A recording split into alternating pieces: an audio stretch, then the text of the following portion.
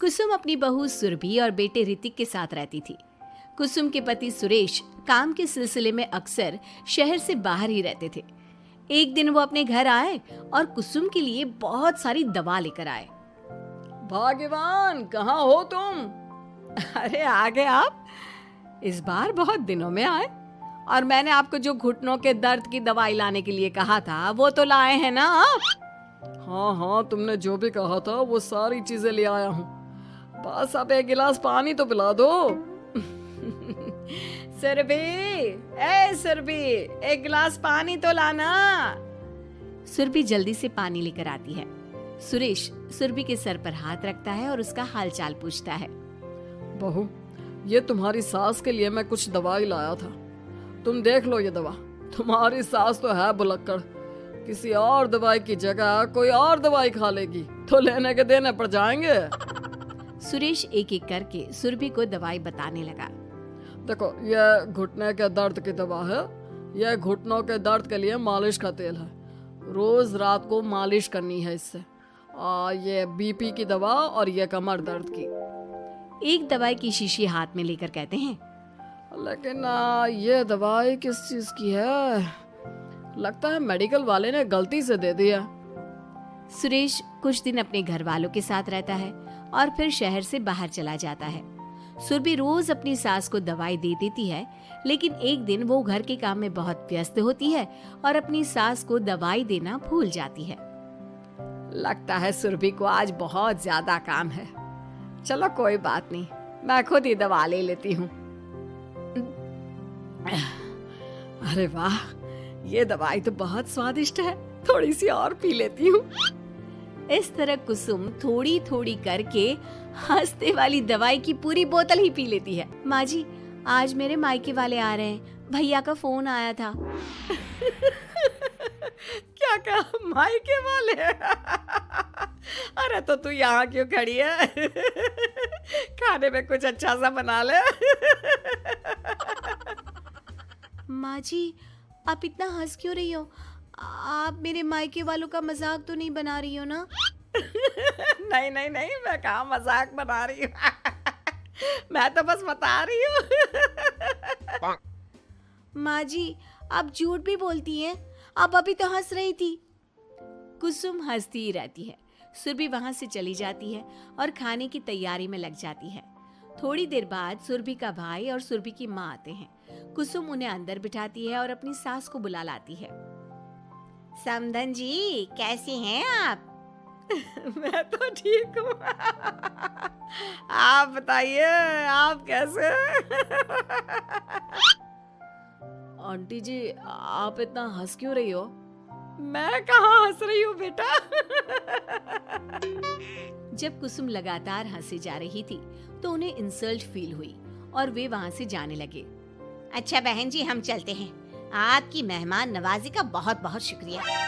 सुरभि की माँ जा ही रही थी, तभी उसका पैर फिसल गया और वो बहुत तेज गिरी। माँ, आप ठीक तो है? अरे बहन जी, आप ठीक तो है? आपको चोट तो नहीं लगी ना? आप मुझसे पूछ रही हैं या मेरा मजाक उड़ा रही हैं? बहन जी, पहले तो आप इतनी बदतमीज नहीं थी, लेकिन अब क्या हो गया है आपको? माँ, आप ठीक तो है ना? अंदर चलिए, मेरे कमरे में आराम कर लीजिए। नहीं सुरभि, हम जा रहे हैं। हमें अपना मजाक और उड़वाने का शौक नहीं है। और सुरभि, तुम अपनी सास का इलाज कराओ। इस तरह सुरभि के मायके वाले चले गए तो सुरभि का गुस्सा चौथे आसमान पर था। उसने अपनी सास से कहा, माँ जी, आपने मेरे भाई और मेरी माँ के साथ ऐसा क्यों किया? अगर आपको उनका यहाँ आना अच्छा नहीं लगा तो आप मुझसे बोल देती। इस तरह उनकी इंसल्ट करने की क्या जरूरत थी? नहीं बहू, मैंने कुछ नहीं किया। अरे भला मुझे क्या पड़ी है जो तेरे घर वालों का मजाक उड़ाऊंगी?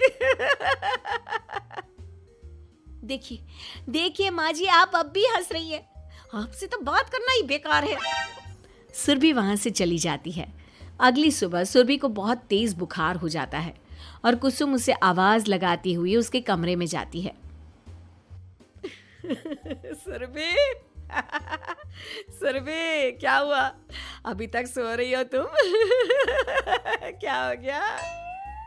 माँ जी, मुझे बहुत तेज बुखार आ रहा है। अच्छा ठीक है, ऋतिक को बुलाती हूँ। माँ जी, मुझे बुखार आ रहा है और आप हंस रही हैं। अरे नहीं बहू, मैं कहाँ हंस रही हूँ। वो तो मेरी हंसी रोक ही नहीं रही है। माँ जी, जब आपकी तबीयत खराब होती है तो मैं आपका कितना ख्याल रखती हूँ और आप मुझ पर हंस रही हो। चले जाओ आप यहाँ से। बहू सुन तो सही।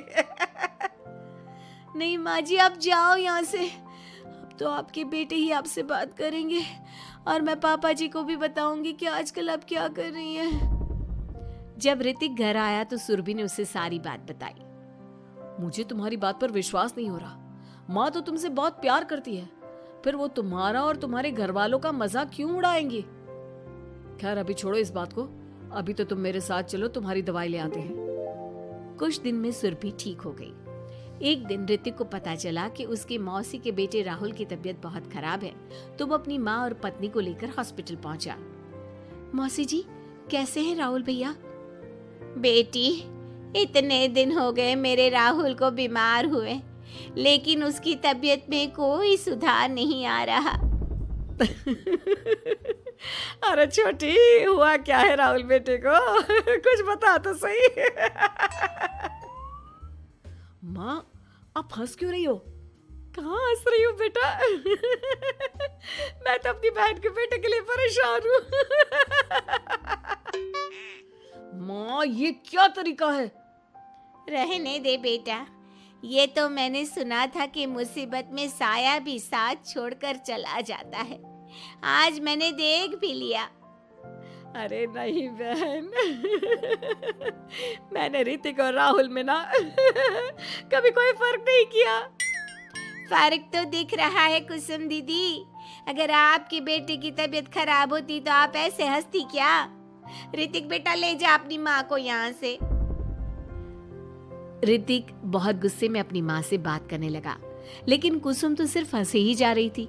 ऋतिक ने अपने पापा को फोन करके बुलाया और उन्हें सारी बात बता दी। बेटा, तेरी माँ तो अपने घर वालों से बहुत प्यार करती है और वो बहुत समझदार है। वो ऐसी हरकत कभी नहीं कर सकती। जरूर कोई ना कोई बात है। कल मैं उसे डॉक्टर के पास ले जाऊंगा। शाम को खाना खाने के बाद सुरभि कुसुम को दवाई देने के लिए गई तो उसने देखा कि दवाई की वो बोतल तो बिल्कुल खाली थी जो सुरेश गलती से ले आया था। सुरभि ने वो बोतल सबको दिखाई। अरे, ये दवाई तो गलती से आ गई थी और मुझे तो पता भी नहीं कि ये किस मर्ज की दवाई है। कुसुम, क्या तुमने ये दवाई पी थी? हाँ जी, एक दिन जब वो काम में लगी थी ना, तो मैंने ये दवाई पी कर देखी थी। मुझे दवाई बहुत स्वादिष्ट लगी तो मैंने सारी पी ली। माँ, आपको दवाई स्वादिष्ट लगी? अरे आप भी बच्चों जैसी बात करती हो। ऐसे कोई भी दवाई नहीं पीनी चाहिए, इससे कोई बड़ा नुकसान भी हो सकता है। मैं अभी डॉक्टर से पूछ कर आता हूँ। ऋतिक डॉक्टर के पास गया और कुछ देर में वापस घर आकर सबको बताया। माँ ने जो ये दवाई खाई है ना, ये हंसने वाली दवाई है और माँ ने एक साथ बहुत मात्रा में दवाई खाई है, तो इसका असर थोड़े समय तक तो रहेगा। उसके बाद माँ बिल्कुल ठीक हो जाएगी।